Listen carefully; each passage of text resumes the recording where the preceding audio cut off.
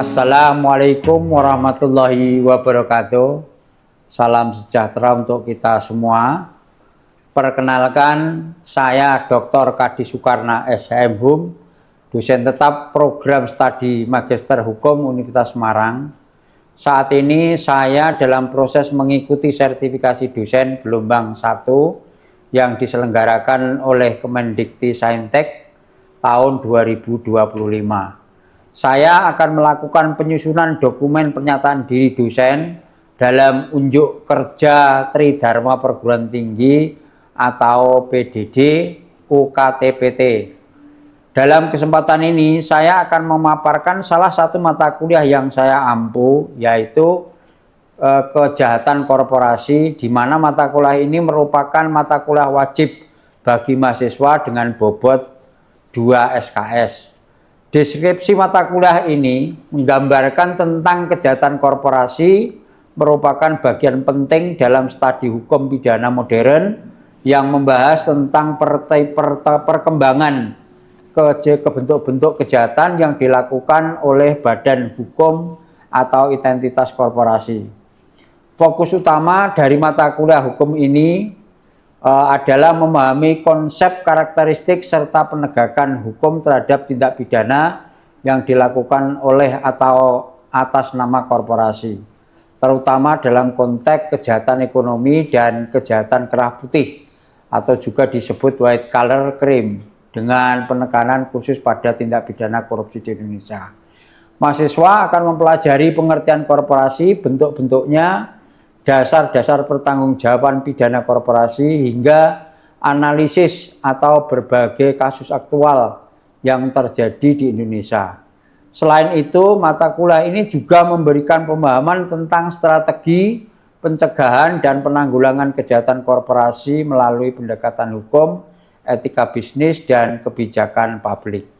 Dengan pendekatan teoritis dan praktis, mahasiswa diharapkan mampu bersikap kritis serta mengembangkan wawasan hukum yang komprehensif dan kontekstual terhadap isu-isu kejahatan korporasi, khususnya korupsi di Indonesia. Perkuliahan kejahatan korporasi ini diselenggarakan dengan pendekatan blended learning, yaitu perpaduan antara pembelajaran luring, tatap muka, dan juga daring. Metode yang saya gunakan dalam pembelajaran ini adalah dengan metode DIA, Delivery Interaction Assessment. Pemahamannya adalah delivery dengan menyampaikan materi kepada mahasiswa dengan RPS yang telah disusun oleh dosen pengampu. Interaction, dosen membangun interaksi antara dosen dengan mahasiswa dan mahasiswa dengan mahasiswa. Assessment maksudnya adalah teknik mengukur sejauh mana pengetahuan mahasiswa terhadap materi yang sudah disampaikan. Dengan teknik pengukuran ini dapat dilakukan pada saat proses pembelajaran berlangsung maupun juga di akhir pembelajaran. Capaian pembelajaran mata kuliah ini adalah diharapkan mahasiswa satu, menguasai teori kejahatan korporasi yang menjadi dasar penerapan pada hukum positif. Yang kedua, menguraikan dan menganalisis secara komprehensif mengenai kejahatan yang secara faktual terjadi di masyarakat yang dilakukan oleh korporasi. Sedangkan subcapaian pembelajaran mata kuliah ini adalah: 1. Mahasiswa mampu menguraikan pengertian dan bentuk korporasi. 2. Mahasiswa mampu menguraikan pengertian dan konsep kejahatan korporasi. Yang ketiga, mahasiswa mampu menguraikan anatomi atau karakteristik kejahatan korporasi.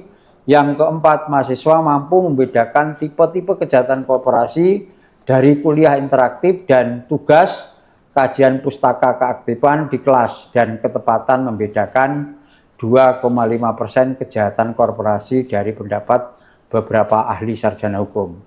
Yang kelima, mahasiswa mampu menguraikan pengaturan pertanggungjawaban pidana korporasi dalam KUHP, undang-undang di luar KUHP, dan RUU KUHP ataupun sekarang disebut dengan KUHP nasional. Keenam, mahasiswa mampu menguraikan teori pertanggungjawab pidana terhadap kejahatan korporasi. Yang ketujuh, mahasiswa mampu menguraikan asas pertanggungjawaban pidana terhadap kejahatan korporasi. Yang kedelapan, mahasiswa mampu menguraikan bentuk pertanggungjawaban pidana korporasi.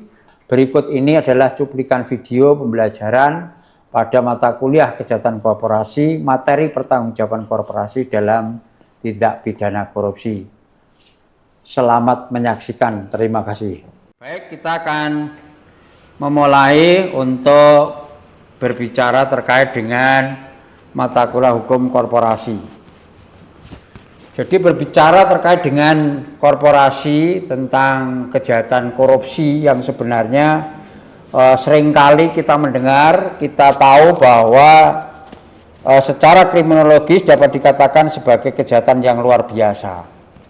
Jadi korupsi itu kejahatan yang sangat luar biasa, namun kemudian konteks ini adalah berkaitan dengan kejahatan korporasi. Artinya korupsi yang dilakukan secara korporat. Kualitas korupsi berkaitan erat dengan keterlibatan korporasi sebagai pelaku. Jadi nanti akan saya terangkan terkait dengan kejahatan korporasi dalam wilayah korporat.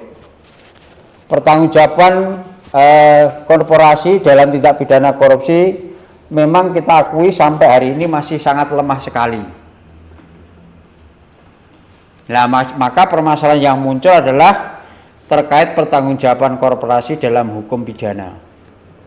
Pertanggungjawaban korporasi dalam tindak pidana korupsi di Indonesia, ini nanti akan kita bicarakan bentuk pertanggungjawaban korporasi dalam upaya meningkatkan penanggulangan tindak pidana korupsi di Indonesia. Kita mengacu kepada Undang-Undang Tindak Pidana Korupsi, Undang-Undang TPPU, lalu Undang-Undang Narkotika. Ini berbicara konteks korporasi di dalam wilayah korporasi. Jadi korporasi adalah kumpulan orang atau kekayaan yang terorganisasi, baik merupakan badan hukum maupun bukan badan hukum. Contoh konkretnya adalah ketika ada kejahatan korupsi yang dilakukan oleh korporasi, itu merupakan satu kejahatan yang luar biasa dan serta satu tindakan pengumpulan uang ataupun dana yang notabene-nya memang melibatkan bukan hanya sekedar satu kelompok, tetapi ada jejaring yang notabene-nya bisa dikatakan itu ada kekuasaan di atasnya atau hierarki kekuasaan. Maka secara umum korporasi memiliki 5 ciri penting, yaitu merupakan subjek.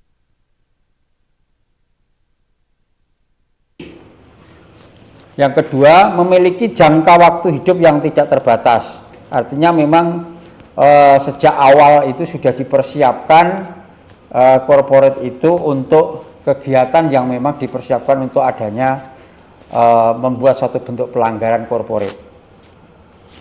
Yang ketiga, memperoleh kekuasaan dari negara untuk melakukan kegiatan bisnis. Berarti di dalamnya bisa berbentuk PT, CV, dan sebagainya. Dimiliki oleh pemegang saham, artinya di situ dalam kumpulan kekayaannya itu dibagi-bagi dalam dalam saham-saham. Ya, jadi dalam mengumpulkan uang, mengumpulkan materi untuk melakukan satu kegiatan itu dibentuk dengan pembagian saham-saham. Perkembangan pertanggungjawaban pidana korporasi, dalam perkembangan ada 3 jawaban. Pertama adalah pengurus korporasi yang melakukan kejahatan. Maka pengurus korporasi yang bertanggung jawab hanya manusia yang bisa dipertanggungjawabkan secara pidana atau liability based of fault. Pemahamannya adalah memang pengurus itu memang sudah dipersiapkan sedemikian rupa untuk membuat satu kegiatan kejahatan. Contohnya adalah ketika seseorang itu membuat satu lembaga, disebut yayasan maupun koperasi, maka di situ seringkali yang kita lihat bahwa pengurus itu menunjuk seseorang. Nah, pengurusnya itu hanya sebagai public figure, ya, public figure yang notabene-nya memang meminta kepada seorang, dan namun karena dia memiliki alasan atau memiliki satu keinginan yang kuat untuk melakukan satu kejahatan, maka di situ juga pertanggungjawaban pengurus itu melekat. Bahkan secara aturan hukum ataupun undang-undang, di dalam undang-undang koperasi maupun undang-undang yayasan, maka pengurus adalah orang yang berhak untuk mewakili lembaga atau di dalam wilayah koperasi maupun yayasan itu, baik di luar maupun di dalam pengadilan. Maka di situ mereka juga harus bertanggung jawab atas perbuatannya. Tidak perlu juga kita mencari siapa yang salah di dalam proses menentukan siapa yang melakukan tindak pidana. Maka karena secara hukum telah ditekankan untuk siapa yang bertanggung jawab, maka tentu pengurus koperasilah atau pengurus yayasanlah yang harus bertanggung jawab. Korporasi yang berbuat, pengurus yang bertanggung jawab. Korporasi dapat dipertanggungjawabkan dengan menggunakan nominalistik. Corporation are nothing more than kolektivitas individual. Artinya di situ apakah korporasi itu dalam konteks kepengurusan hanya satu orang yang ditetapkan menjadi tersangka atau terpidana, tetapi juga bisa kepengurusan secara keseluruhannya. Jadi perbuatan pengurus itu tidak bisa diletakkan pertanggungjawabannya kepada karyawan atau orang-orang yang menjadi suruhan. Korporasi yang berbuat, maka korporasi bertanggung jawab. Korporasi dapat dipertanggungjawabkan dengan menggunakan pendekatan yang realistik. Korporasi adalah korporasi itu sendiri, bukan kumpulan individu-individu yang ada di dalamnya. They are living system and the selfish. Jadi memang korporasi itu dianggap sebagai bagian dari pangejawantahan pengurus yang notabene-nya ketika ada satu perbuatan hukum disebut corporate, tindak pidananya di dalamnya itu bisa dilakukan penuntutan terhadap pengurus itu sendiri. Ada beberapa teori-teori pertanggungjawaban pidana korporasi, diantaranya adalah teori vicarious liability, identifikasi teori, lalu street liability, dan realistic teori. Nah, ini akan saya sampaikan tentang identifikasi teori-teori ini. Teori ini lebih cenderung berbicara tentang perbuatan atau kesalahan pejabat senior atau disebut jenengan senior officer. Artinya di sini diidentifikasi dengan kejahatan korporasi. Artinya ketika di dalam wilayah korporat itu ada siapa yang bertanggung jawab atas perbuatan yang ada dilakukan di karyawannya atau pegawainya, maka orang sebagai senior officer itulah yang dimintakan pertanggungjawaban. Teori ini juga disebut dengan teori alter ego teori atau teori organ. Dalam arti sempit, ketika di Inggris hanya dapat pejabat senior yang bisa dipertanggungjawabkan. Jadi kalau kita mengacu kepada teori ini, siapapun yang dalam hal ini sebagai tingkat tertinggi untuk memiliki perintah seseorang untuk menjalankan satu kegiatannya dan kemudian menimbulkan satu perbuatan hukum disebut dengan adanya kerugian negara, maka di situ dianggap sebagai orang yang bertanggung jawab dan tidak perlu lagi dicari siapa yang dapat dipertanggungjawabkan. Lalu siapakah yang dimaksud dengan senior officer ini yang dapat dipertanggungjawabkan? Maka termasuk di dalamnya adalah dewan direktur, direktur pelaksana, pejabat-pejabat tinggi lainnya yang melaksanakan fungsi manajemen dan berbicara serta berbuat untuk kepentingan perusahaan. Konsep pejabat senior tidak mencakup semua pegawai perusahaan yang bekerja atau melaksanakan petunjuk pejabat tinggi perusahaan. Jadi orang yang memiliki perintah langsung itu adalah orang yang dianggap bertanggung jawab dalam wilayah korporat. Jadi tidak perlu ketika ada seorang direktur utama otomatis bertanggung jawab atas kesalahan-kesalahan yang dilakukan oleh pegawai di situ. Di direktur utama itu secara keseluruhan bertanggung jawab atas direktur-direktur di bawahnya atau pegawai-pegawai yang ada di lingkungannya. Berbicara konteks teori vicarious liability teori, ini memang doktrin ini bertolak dari responden superior, yaitu A master is liable in certain case for the wrongful. Memang doktrin ini adalah secara prinsip telah menunjuk seperti halnya adanya majikan dan buruh. Jadi apabila majikan itu setiap kali sudah melaksanakan atau memberikan perintah kepada buruhnya, ternyata suatu saat si majikan itu pergi, ya, suatu saat pergi atau tidak ada di rumah. Lalu kemudian karyawannya itu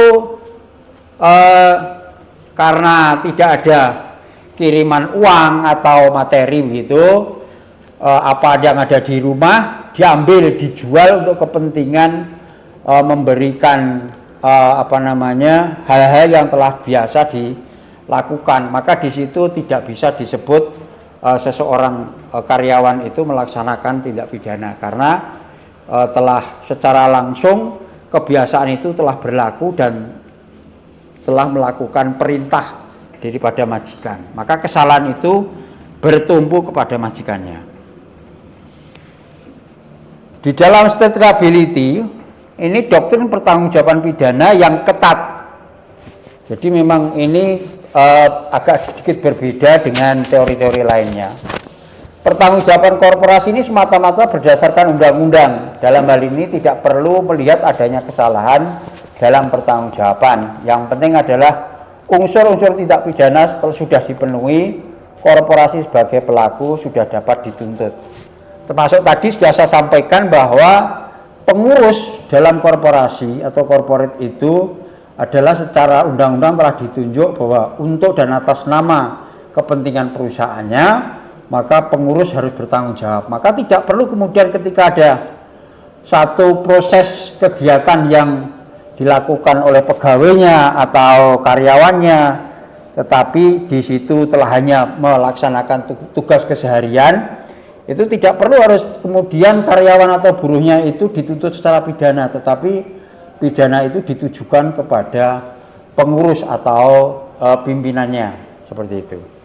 Jadi undang-undang sudah sedemikian rupa tidak perlu harus mencari siapa pelakunya. Tapi contohnya adalah ketika ada satu persoalan administrasi, maka secara otomatis pengurus yang dinamakan sekretaris itu adalah sebagai orang yang bertanggung jawab. Demikian juga ketika masuk pada persoalan ada permasalahan keuangan, maka bendaharalah yang harus ditunjuk untuk sebagai orang yang bertanggung jawab. Atau secara keseluruhan itu adalah direktur utama atau ketua. Ya, seperti itu.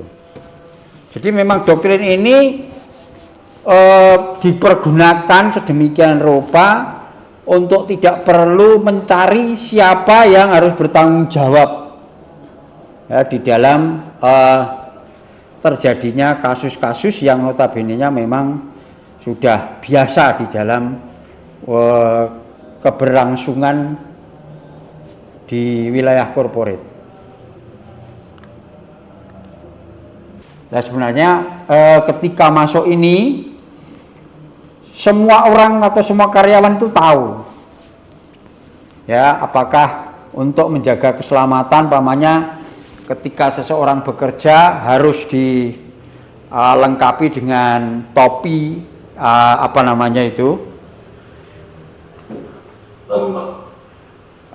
topi yang untuk melindungi kepalanya, tapi ternyata malah tidak dibelikan. Nah, sekarang kita berbicara konteks teori ini, semua itu ada kelebihan dan kekurangannya. Termasuk kelemahan identifikasi teori ini juga sama, cakupannya dapat bertanggung jawab atau bertanggung jawabannya korporasi ini sangat terbatas. Karena hanya kesalahan yang dicari, dalam arti harus ada mens rea. Jadi niat jahatnya ini harus kelihatan.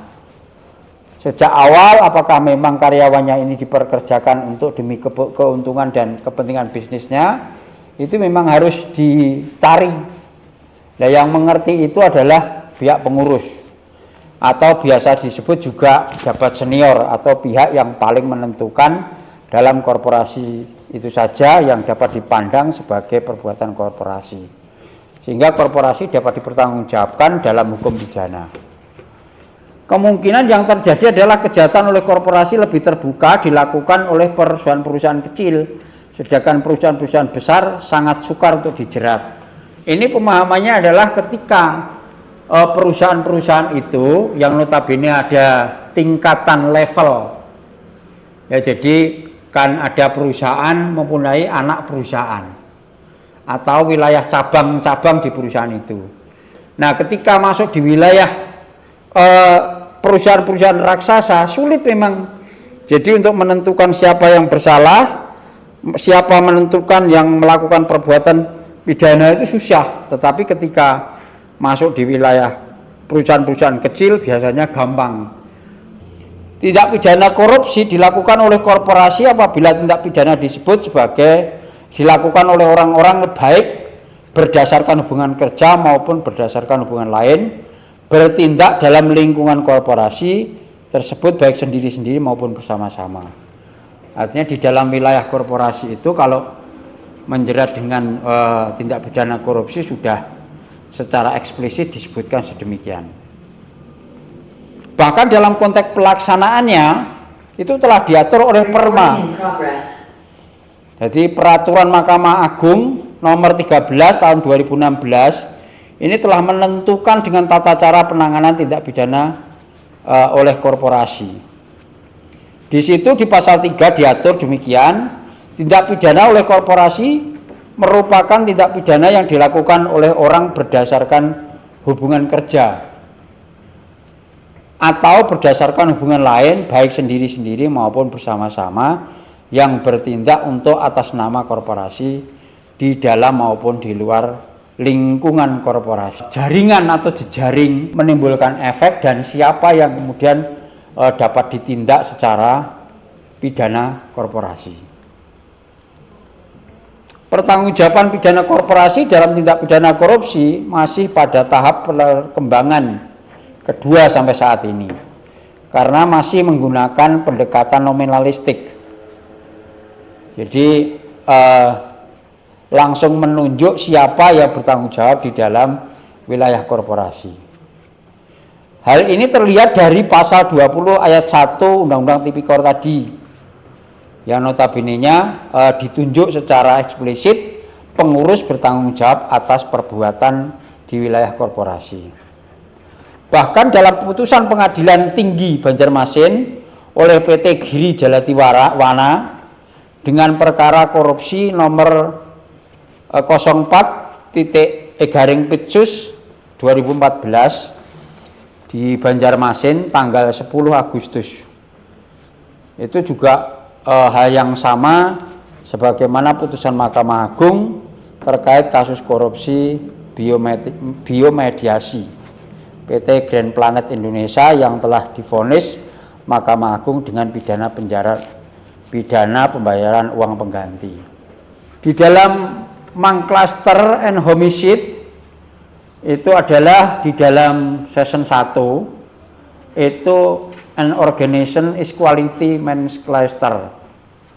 Jadi organisasi secara keseluruhan dengan sistem yang sudah dipampang sedemikian rupa. Biasanya di dalam wilayah corporate itu ada skema, ya, skema yang biasanya tertulis atau dipampang di dalam perusahaan. Maka skema-skema itulah yang bisa untuk kemudian mencari siapa yang harus bertanggung jawab ketika ada satu kesalahan pidana korporasi itu sendiri. Nah, sama dengan persoalan Dreamers Cash, tercemarnya wilayah yang dikuasai oleh korporasi yang dilakukan oleh seseorang yang bukan merupakan pegawai korporasi. Contohnya begini, ketika ada pencemaran lingkungan yang dilakukan oleh PT ataupun korporasi, corporate, namun melibatkan pihak ketiga. Jadi dalam menangani satu pencemaran limbah umpamanya, maka tidak semata-mata penanganannya itu diserahkan kepada pegawai korporat, tetapi ada hubungannya dengan pihak ketiga atau dikontrakkan dengan pihak ketiga. Maka pertanyaannya adalah siapa yang bertanggung jawab atas ya, kejahatan yang menimbulkan permasalahan pencemaran lingkungan seumpamanya. Maka di situ bisa saja permasalahan lingkungan itu untuk kemudian bisa dilakukan pencegahan atau dibiarkan. Kalau dilakukan pencegahan, maka kemudian bisa saja dalam masyarakat yang terkena dampak itu diberikan ganti rugi dan kemudian tidak adanya penuntutan secara pidana atau ada pergantian manajemen. Maka dalam konteks pidana ini siapapun yang melakukan satu kegiatan yang notabene-nya melibatkan pihak ketiga, tetap yang bertanggung jawab adalah pihak manajemen atau senior manajemen. Seperti itu. Korporasi tetap bertanggung jawab telah melanggar ketentuan undang tentang perlindungan tanah. Jadi konteksnya adalah orang yang bertanggung jawab di dalam wilayah korporasi. Fakta menunjukkan bahwa kejadian tersebut ada di wilayah tanggung jawab korporasi, within the domain. Jadi secara domain orang yang ada di wilayah korporasi itu adalah orang yang bertanggung jawab di dalam terjadinya tindak pidana korporasi. Baik teman-teman, yang saat ini mungkin ada yang perlu disampaikan untuk berdiskusi atau bertanya, silahkan. Baik Pak. Baik. Mungkin nama saya Satu Ramdewanto Pak, mau bertanya soal kejahatan korporasi. Apakah kejahatan korporasi itu hanya dalam ruang lingkup korupsi saja Pak, ada berkaitan dengan itu, tapi tidak masuk ke wilayah misalnya kejahatan pada pekerjanya. Itu Pak. Terima kasih Pak. Baik, terima kasih. Jadi dalam wilayah korporasi itu bukan hanya tindak pidana korupsi yang ada, tetapi termasuk di situ adanya suap menyuap, sogok, penyalahgunaan wewenang. Ya, jadi kalau hanya pertanggungjawaban pidana korporasi itu secara eksplisit secara undang-undang telah ditentukan bahwa pertanggungjawaban korporasi adalah corporate itu sendiri. Dan corporate yang disebut itu adalah pengurus daripada pemberi perintah atau senior officer. Seperti itu. Jadi mau bertanya. Jadi Bapak, siapa Bapak? Perkenalkan dulu. Oh ji, monggo Pak Ikhwanuddin. Ingin bertanya tentang apa yang telah diterangkan homicide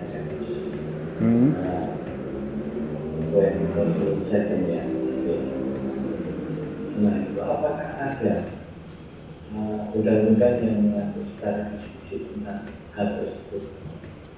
Baik.